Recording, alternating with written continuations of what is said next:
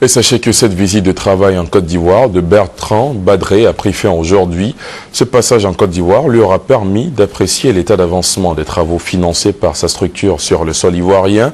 Avant son départ, un dîner a été organisé par le chef du gouvernement en son honneur, Sidonie Davila Maïsako. Moment de partage, moment de convivialité pour célébrer et renforcer l'amitié entre la Côte d'Ivoire et la Banque mondiale.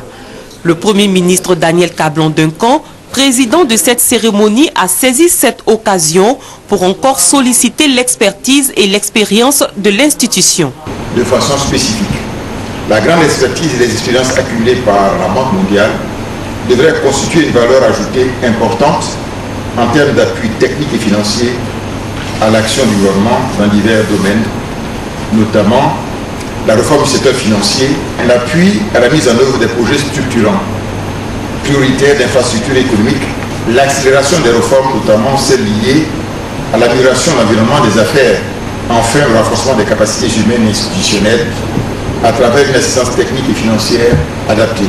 Loin de vouloir s'arrêter en si bon chemin dans ce partenariat, la Banque mondiale s'engage à toujours accompagner la Côte d'Ivoire pour que les objectifs fixés deviennent une réalité.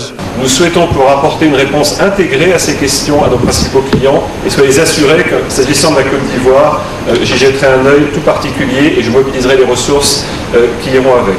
Certes, des progrès ont été réalisés, mais la Côte d'Ivoire entend poursuivre sa coopération avec la Banque mondiale afin de relever plusieurs autres défis.